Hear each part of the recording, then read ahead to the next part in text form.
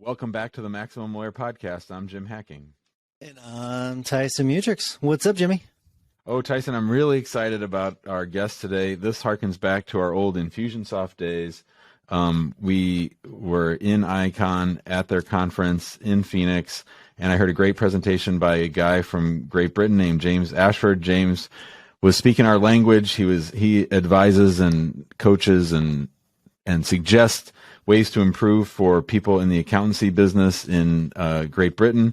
He's written two great books, Selling to Serve, right, is the first one, and Untapped is the second one. And Untapped is the one we're going to talk about today. But James was very kind to have breakfast with me that morning after his presentation, and we became friends on Facebook. He's also quite the comedian. One of my favorite things about James is he plays tricks on his wife, and one of my favorite ones was there's a video on Facebook. James is up on the second floor of his house, and his wife is downstairs, and she's bringing in the groceries, and she keeps closing the trunk of the car, and then he clicks to open it. So it keeps popping back up. It's hilarious. So, James, welcome to the show. Yeah, thank you. Thanks for having me. Great to see you guys. And yeah, of all the videos, all the educational, wonderful content I've ever produced, that's the one video that kind of gets more likes than anything else. It's fantastic. Well, that's how it goes sometimes. It's kind of crazy. Well, James, it's nice to meet you. Can you share a little bit about your journey on when it comes to becoming the founder of Go Proposal and also a best-selling author and sort of how your insights you think will apply to the legal industry? Yeah, sure. So there's kind of a lot of questions there, Tyson. So if I go off track, please pull me back. I usually go a little simpler, but I figured I'd go a little. I figured you could handle it. Yeah, that's cool. That's cool. So I always wanted to set up my own business. I don't quite know where that thought came from. I think I kind of had relatives, like an uncle and an auntie when I was younger, that had their own business, relatively small businesses, but they kind of seemed to be happier and had nicer cars and did cooler things than my family did. So I think I always associated a level of financial freedom with setting up a business. Tried various things over the years. Nothing really took off the ground, did many jobs, and then eventually, kind of in the middle of the last recession, with one child on the way, decided the way to financial freedom was to set up my own business, and I created a marketing agency, and it was good. You know, it created some income, but you know, when you set up any business, you're an expert on your craft, but there's kind of a million other things that you're an absolute amateur at, and you're desperately trying to learn all of these other things, right? And one of the big failings I had was I didn't have the finance function in place properly into that business, and unknowingly we were heading kind of over a cliff, and we ended up going over and kind of caused huge problems for myself and my family. I split from my wife at the time, and I put ourselves in a compromising position financially, and I then started I picked up the pieces again. And funnily enough, last night we've just moved house just temporarily while we have some work done on the house, and I found my notebooks, and I was just flicking through just to kind of remind myself of that time. And after that, I had the weight of being underground of that business, and I just started to learn. Like, the way out was to start learning, and I found all my notebooks of all the books I was reading at the time, and I wasn't just kind of making notes on books. I was studying. Like, I was finding the best people in the world. How do I where do I get this information from? And I just went on this reprogramming of my belief system. And then I started attending conferences and courses. And at some point on that journey, Jim, that's where kind of we met. And then in the books, and it wasn't straight away, I did an autopsy of my previous business, why it went under, why I failed. And that moment was me accepting. I'd blamed a lot of people, or blamed a lot of things, I think, up until that point. I heard a great phrase earlier today, blame thrower. I think I was a blame thrower, right? And I accepted responsibility for all of my failings and all the problems I'd caused. And then I started to kind of move forward and grow forward. I did a real introspective of what was important to me. What does a great life look like? What do I want to stop doing? What are my core principles moving forward? And then in the middle of the book, I've written, life changes here. And then a little bit later on, I wrote out my £5 million plan. And I turned things around. And what I realized, Tyson, was sometimes when you're kind of buried under the weight and you feel beneath the earth and you feel like you've been buried, you can also reinterpret that as you've been planted. And I grew out of that and then kind of set up Go Proposal and achieved quite rapid success in a short space of time. And somebody said, "You've been an overnight success." And I said, "Yeah, but you've no idea how long that night was." Like, it was a long night, like 10 years, man. So kind of that's my quick journey. That's awesome, James. Where does that come from? Like, internally, where did that come from you? I mean, you talk in your book, and we see it a lot with law firm owners, about people that are just stuck and that are feeling frustrated. They're not happy with their life, but not everybody does that hard work that you did. And the book is full of a lot of the examples of the people that you studied. What was it about you that allowed that to even happen? I think I've been really looking at this recently because I've started to go back into colleges and talk to college students to kind of try and map out my journey. So I've been doing more of an introspective at the moment. But I think it's two forces at work. One is you have to have a dream and a goal that's way beyond your means, way beyond your capabilities, that you have no right to have. And if you shared it with people would kind of pull it down because they'd think you were crazy to even think that big. So you need that.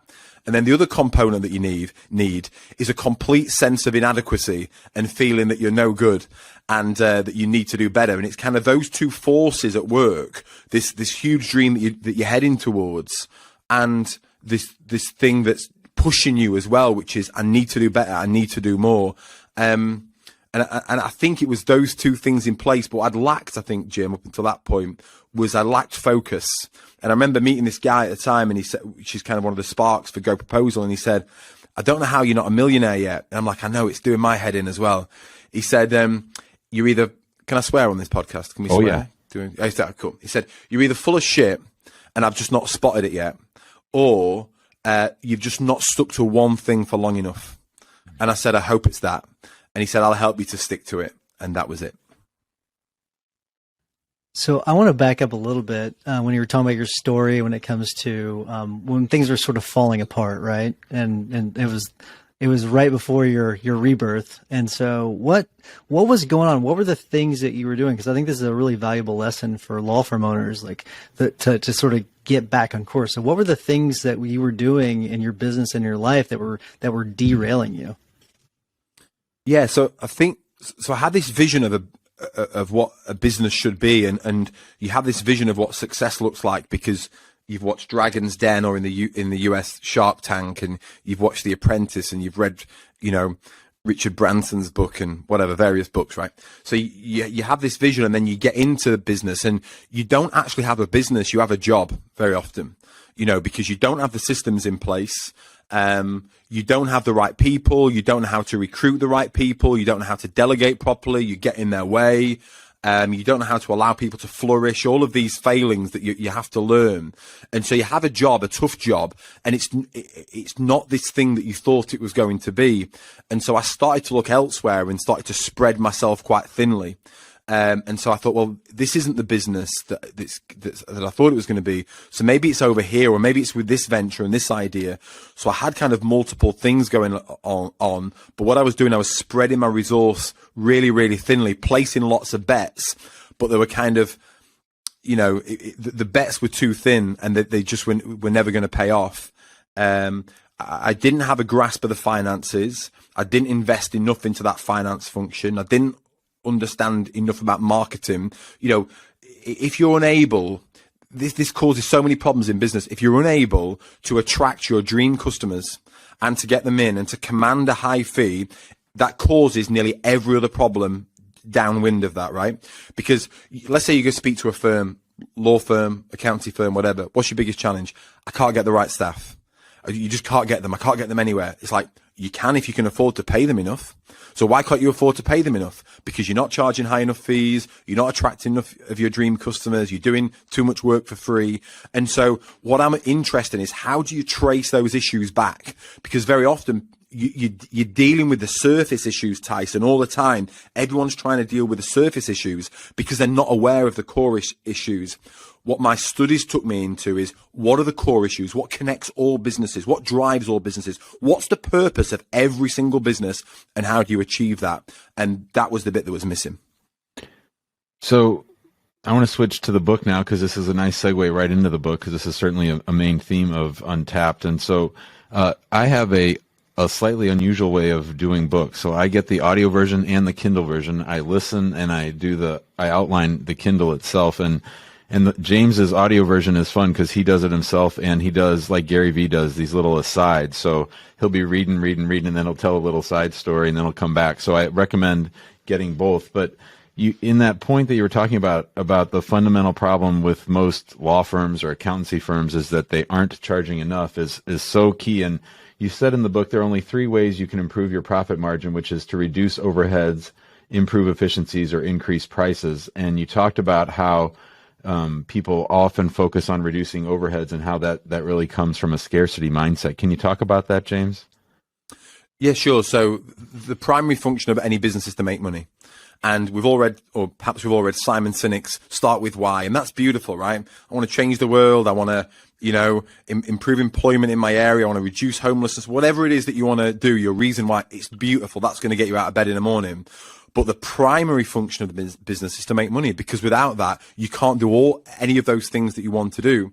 And so the only ways that we can make money is to get more customers or to give more value to the customers that you've already got.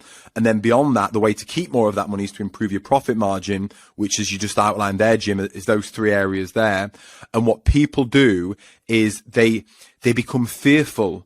They listen to everything that's going on, especially what's happening in the world right now. Okay. They believe in this recessive mindset. They're starting to retreat because we're facing economic hardship. They're believing everything they're hearing in the news. They're passing that information on to their clients as well. They're talking about it over and over again. And so that switches them into scarcity mindset, which says, I haven't got enough and there isn't enough. And so that's when they start to reduce their overheads, and they actually then start to undermine their ability to do all of the other things. So you talk about simplifying the business, automating processes, outsourcing non-core tasks, and then creating a culture of autonomy. I want to talk about simplifying the business. I really like that one. Can you talk a little bit more about that? Because I think that is an overlooked part of it. And Jim, like you mentioned Infusionsoft, like whenever Jim first built out his Infusionsoft, he made it really, really complicated and he couldn't even use it. So will you talk about that aspect of things? It's quite interesting that when people get in Infusionsoft and then it got this bad nickname of Confusionsoft, and then they've tried to rebrand it as Keep rather than challenge what the real issue is, which is what happens is the reason why you get into that position is because your processes are confusing in the first place, right? So you get this automation technology and you take your flawed, complicated processes and you try and shoehorn it into this tech and it doesn't work, and then you blame the tech, and it's like, no, just bring it back. Like, you've overcomplicated the business in the first place. And there's so many things that pull you in different directions. There's a really good book called, I'm going to get the name wrong now, but I think it's called Two Lengths of the Pool. And it was a swimmer and a swimming coach. And for years he was struggling. And what it boiled down to was when he was swimming, so he was swimming, his race was 100 meters and he was swimming it in a 50-meter pool. And what happened was he realized that he was trying to achieve so many things. He was trying to win the race. He was trying to beat his competitor. He was trying to get gold. He was trying to appeal to the fans. He was trying to do, like, all these things were distracting him. And he said it took them years to figure out that the only thing he had to do was to swim 2 lengths of the pool as fast as he could. That was it. And he said, it seems so simple now, but that was his goal. And the moment you realize that's your goal, it's now, what are all the other things that contribute to you swimming 2 lengths of the pool as fast as you can? And that's what we need to do in business. And to my mind, it's about finding what your true north is, which for me is always in the service of your clients, in the service of your existing clients. If ever I've been lost in business and thinking, what direction do I go in? What's the most important thing now? I always bring myself back to, who do we already have that's working with us, that trust us, that like us, that's giving us money? How can we serve them more? How can we deliver a better experience to those people? How can we have a greater impact on their lives? That's always been my true north. Not trying to get more customers, not anything like that. It's always bringing it back to that. That's always been my 2 lengths of the pool. And if you can't define that, there's so many things you can get distracted with. And when you focus on those things, and people become really busy, right? It's an easy question, isn't it? Are you busy? Yeah, man, really busy, right? It's a crap question. Everyone's busy. if you're busy on the wrong things, you're being lazy. And no one likes to hear that. But if you're busy in yourself, it's because you're choosing to avoid the key thing that you need to do right now, which may be going back to your existing clients and having a difficult conversation with them. We avoid these difficult conversations because we're scared of that we might hear the truth. But it's in those truthful conversations that we can find out how to deliver more impact to our clients. You're listening to the Maximum Lawyer Podcast. Our guest today is James Ashford. He's the author of the great new book called Untapped. He helps accountancy firms in the United Kingdom make more money and live better lives. James, as you've met with literally hundreds of accountancy firms, what are the things that still surprise you, or what are the things that you see over and over again that are holding these law or these accountancy firm owners back? Yeah, so I think the challenge with all kind of professional service businesses, so law firms, accountancy firms, is that it's hard for them to put their hand up and say, I don't know how to run a successful business, right? If you're a plumber or a builder or a hairdresser and you start out in business and you find it tough and you're struggling, you can say, hey, I've no idea how to do this. Like, how do I improve my finances? How do I improve my marketing? Whatever. The moment you're in a professional services industry, it's like you feel this expectation that you should know how to run a business. Like, you're a professional service. What are you talking about? You should know how to do this. So it's hard for an accountant to put their hands up and say, I don't know how to make money. I don't know how to charge the right fee. I don't know how to do this stuff, because the expectation is that they should know. But in their training, when you look at their training, they're not trained in how to do this. In all of these professional services business, if you trace the history back of them, in the UK, I don't know what it's like in America, in the UK, accountants 30 years ago were not allowed to market and advertise their services. It was against the law. They couldn't do it, right? So to be able to market and sell their services is a relatively new thing. And the other thing that causes accountants and lawyers, it's the same problem, right, is that they're accountants and lawyers. So they think like accountants and lawyers. So accountants are always looking for what's wrong. Lawyers are always looking for what's wrong. Okay. That makes them great lawyers and great accountants. Problem, you then put them into a business and you're trying to help them to improve and to grow, develop their processes. And the first thing they think of is, what's wrong? What's going to go wrong with this? So like, I try and help accountants with their pricing, and I say, listen, it's not going to be perfect. It's, you know, pricing is never solved. It's only ever tuned. So you have to be comfortable with starting with version 1 and getting to version 1.1 and version 1.2. Like, I don't know what software my iPhone is up to now for 15.6, let's say, right? They didn't wait to get to 15.6 before they launched it. They launched it at version 1 and then got to version 1.1, 1.2. Accountants and lawyers don't like that, because they focus on what's wrong with this versus what could go right with this. I really like that. So I've got a potentially complicated question. So I think raising prices is always a really good one. Like, focusing on that is a really, really good one. We tell lawyers that all the time. We always talk a lot about technology, but I think there's an elephant in the room we need to talk about, and it's when it comes to artificial intelligence and the way things have changed recently quite a bit over the last few months. So how do you think that that's going to affect things when it comes to outsourcing? Because I mean, a lot of the things that we typically have outsourced we can actually bring back in house, because we don't need to outsource it, because many of those things can be taken care of when it comes to AI. So how do you think that might affect what pricing strategies, how it might affect outsourcing in the future? Can you talk a little bit about that? Yeah, it's a really interesting question. And I think it comes down to what the law firm or the accounting firm have been focusing on for all these years, right? So if they're just focusing on the client and delivering the service, so effectively acting fairly robotically, then there is a great chance that they're going to be replaced by robots. Okay. If they are human-centered and heart-centered and person-first centered. So I was very closely involved with an accountancy firm here, and I implemented a principle which was person first, client second, which was, you've got to treat the person first, not the client. And I learned this from my friend who's a PT, a physiotherapist in the UK, and now he trains in the US, trains other PTs in the US. And what everyone and PT is quite interesting because physiotherapists sell time for money effectively, okay? Like lawyers do, like accountants do. And what they've got to do is switch it to results, right?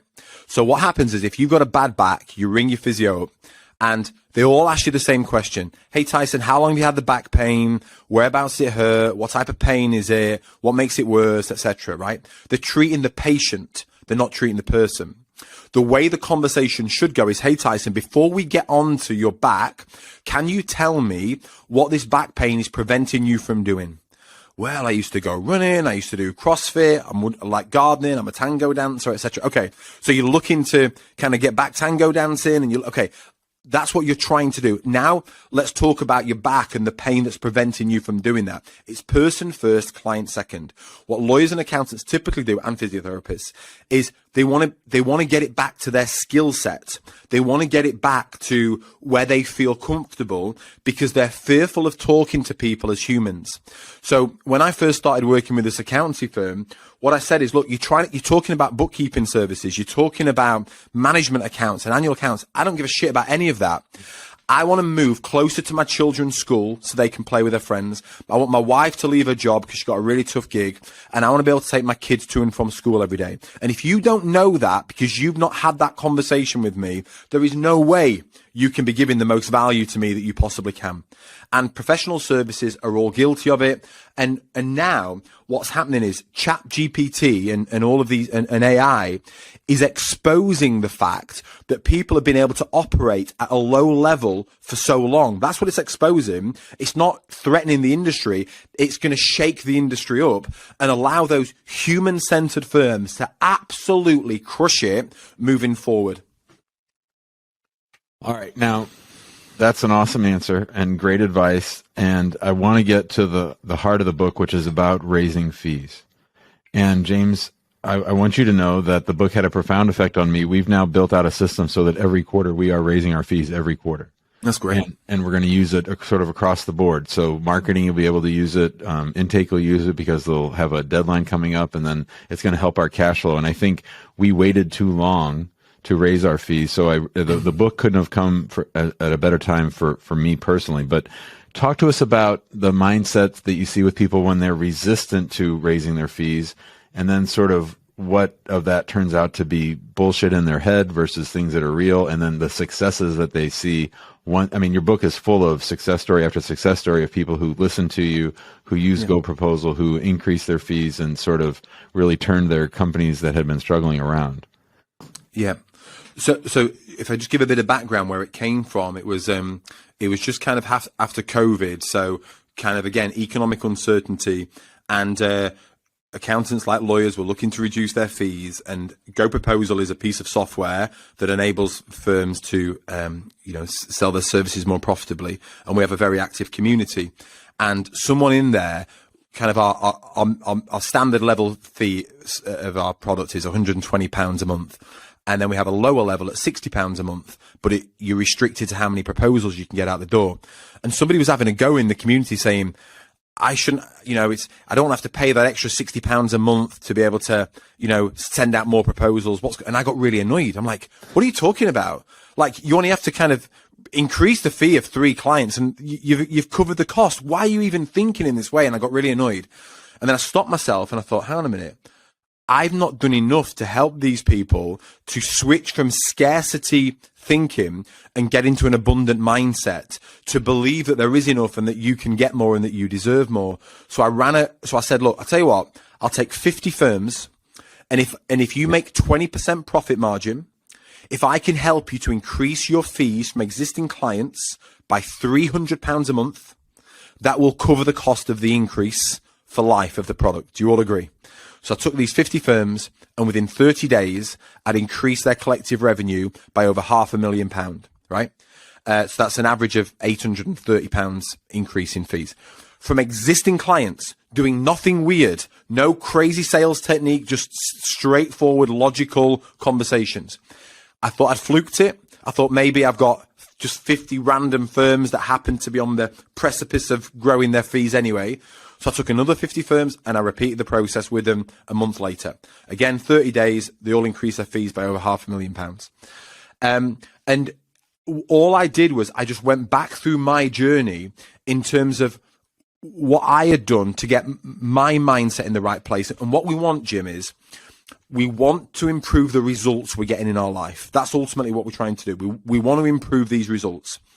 But in order to improve the results, we have to change our actions. The thing that's driving the actions that you're taking are your feelings. Your feelings are ultimately controlling your actions. And the underlying thing that is controlling your feelings is your core belief system. You have to rewire your core belief system, which is a super, super hard thing to do and nothing you can enter in lightly. Jim Rohn talks about this. You have to work harder on yourself than on your business. And that's exactly what he's talking about. You have to rewire that core belief system. And so when I went back to the first question you asked me about the journey that I went on, I had to do that. It was an immersive experience. You have to surround yourself with the right people. You have to get deep into that learning to improve that mindset. And it's a super, super hard thing to do. But ultimately, if you don't do that, you will always bring forward bullshit excuses. I could lay it out perfectly, Jim. I could map out, and I do this, the exact steps that you need to take to go and increase those fees, because it's very, very logical. But if you are coupled to things in your past that are holding you back, if you are surrounded by negative thinking people, if you constantly consume the news, if you don't invest in your own development, you will never buy into those things. So we have to work on our mindset. I don't know if I answered your question there. I just went off on a rant, Jim. I apologize. It was awesome. I wanted the rant. The rant was great. Yeah, I thought that was great. I think the focus on mindset's perfect, spot on. I do want to ask you a question, because I think that raising rates is the right way to go. But I am curious. I'm in a contingency fee business, so I represent injury clients, and we actually charge more than most firms. We charge, like, a lot of firms will charge a third, right? 33.33%. We charge 35%, right? And then on premises liability cases, we charge 38%. And then like med mal, we charge 40%. So, I mean, that's pretty standard across the board when it comes to most firms, except for most, like, we're like a third. And then if you file suit, it goes to 40%. So I wonder what pricing strategies you might recommend. Like, would you recommend that maybe a firm like mine, okay, no, instead of 35, it's 38%. And then instead of 40%, 42%. Like, what are your thoughts on something like that? Whenever it's in an industry when it's pretty standard what those rates are.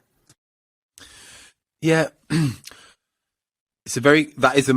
didn't give me a warning about how complicated that question was going to be, Tyson. But that is a much more complicated question. I apologize. You can punt it if you want. No, I won't do. I'll do my very best to answer it.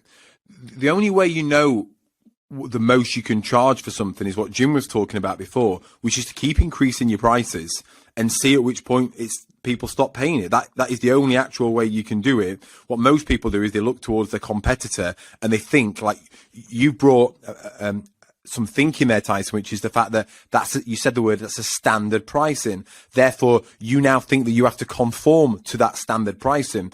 There's a road not too far from where I live, and if I start a one that sells cars, and you could see the first few cars, there's a Kia garage, there's a Renault garage, the Peugeot garage, and you could think this is standard pricing, right? But then you get to the Audi garage, then there's a Range Rover garage, then there's a Porsche garage, right? And then all of a sudden it's not standard. It's not standard. So what's happening differently along there? What's the experience that people are getting? And people don't talk about this. So we talk about systemizing our business. And the reason why we want to systemize is that we can scale it so that it can run consistently, so that we can bring team members in, etc. But the ultimate reason to systemize a business is to provide incredible experiences for our customers.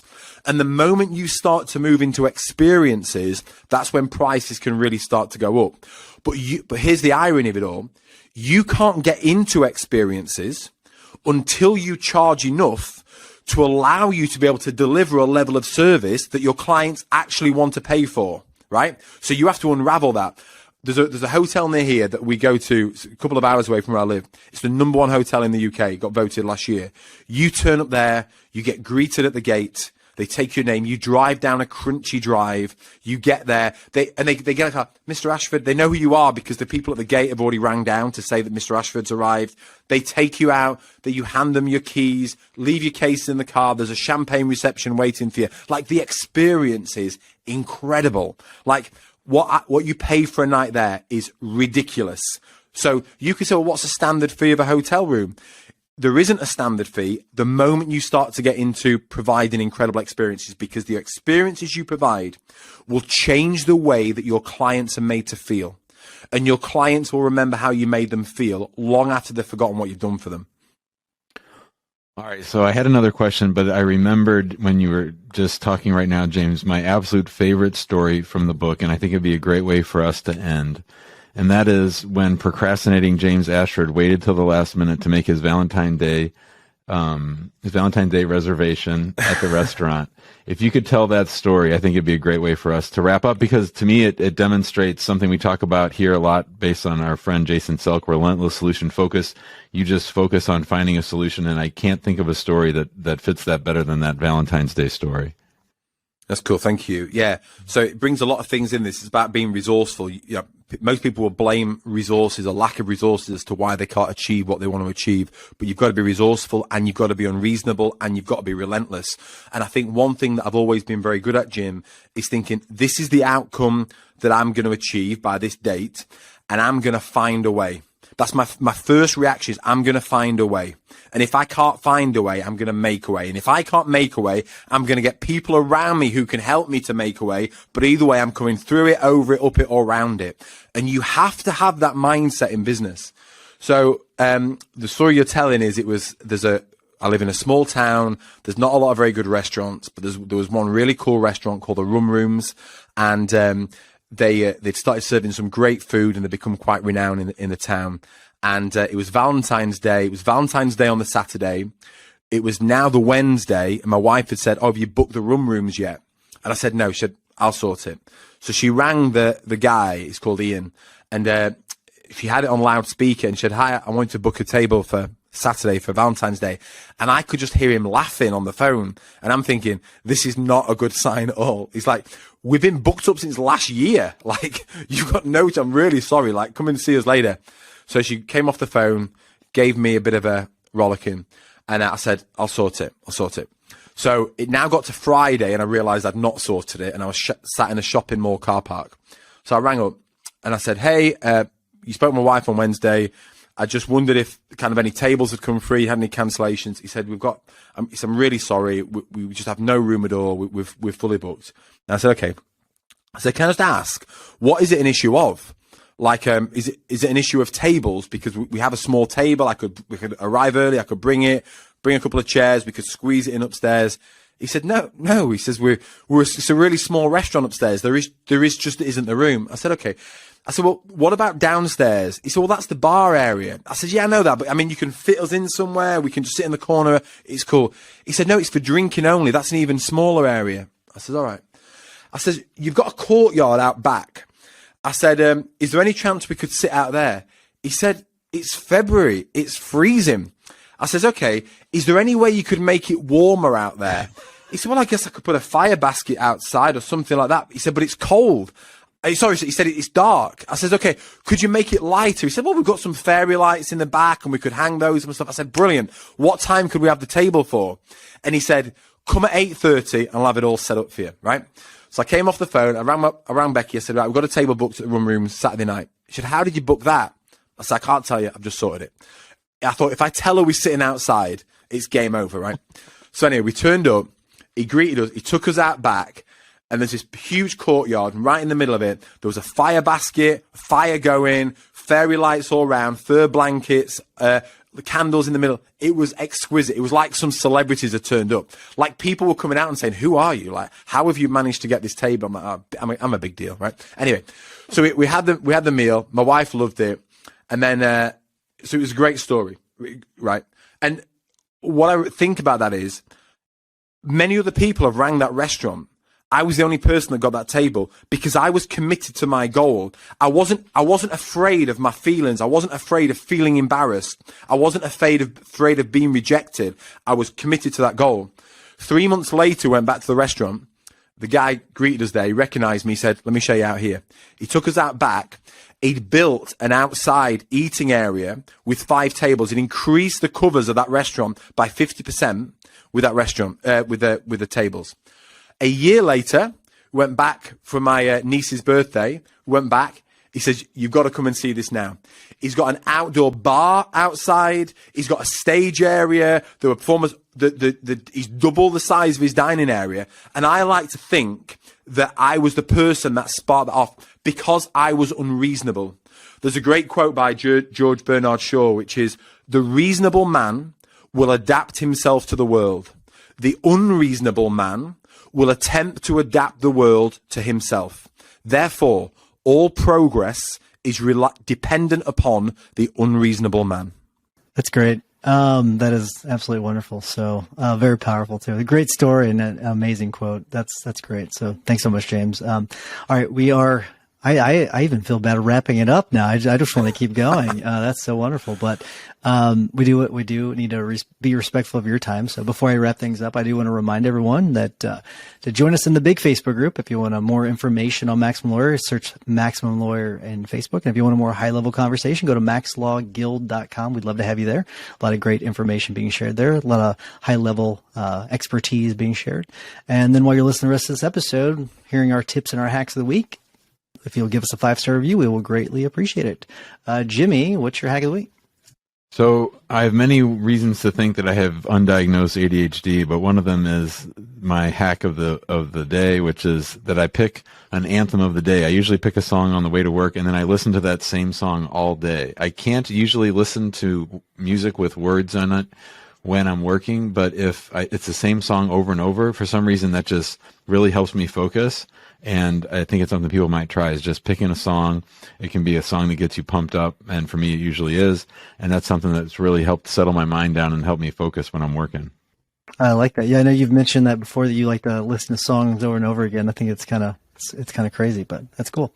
All right, so James, we always ask our guests to give a tip or a hack of the week. It could be a book, it could be a podcast, could be a website, could be a quote, could be a tip, whatever. Before I ask you for that, though, I always have this impression that all Brits are Formula One fans. So is that true? Not me. I don't have time for sports. I don't have time for anything. Like, if I can just get through a week and get my work done and get my kids roughly in the right place where they need to be, I feel like I've achieved something, you know? Oh, I'm with you. I know. I do like Formula One, but I was just curious. Okay, but do you have a tip or a hack for us? The tip, so I've had some big deadlines this week. So I go on holiday. I'm coming to Mexico on next week, and then flying over to Phoenix to give a talk in Phoenix. That's going to be cool. So I've had some big deadlines. I've been helping a friend of mine to get a book published and to get it out the door, and it's all been finished today. The only way I can get deadlines done like that to achieve big outcomes in short time frames is just to ignore everybody. Like, I don't reply to emails. I don't respond to text messages. I don't return phone calls. I don't even tell them I'm busy. Like, I don't care. Like, I will just focus. The moment you kind of say, I'm just busy. Yeah, but can you just speak for 5? No, I don't even want to get into that. So I'm comfortable with being ignorant to people in times of absolute focus. And if you can't feel comfortable doing that and blocking everything else out, like your life depends on it, you'll always struggle to hit those deadlines. I think that's absolutely beautiful. I'm sure that you've just stressed a lot of people out, but I do think it's absolutely beautiful. So that's really good. So my tip of the week is a book, and it's the name of it's "Make Your Bed: Little Things That Can Change Your Life and Maybe the World," and it's by Admiral William McRaven. Really, really good book. If you don't have time to read it, it's a small book. You can actually sit down and read it in one setting. But just Google it, and he actually has a really good speech that he gives at a graduation at University of Texas. He covers the same things, but it's a really good speech, and it's a really good book too. So highly recommend it. James, thanks so much for coming on. This has been a lot of fun and just a lot of great information you shared. So thank you so much. Thank you, guys. I love the work that you're doing. Jim, we've been friends for a while online and virtually. We have met, but I just think the fact that, what you're trying to bring to your industry, and the fact that you're, making these contributions and helping to kind of elevate your industry is a wonderful thing through your community and through this work. So thank you. Thanks, James. Thanks so much.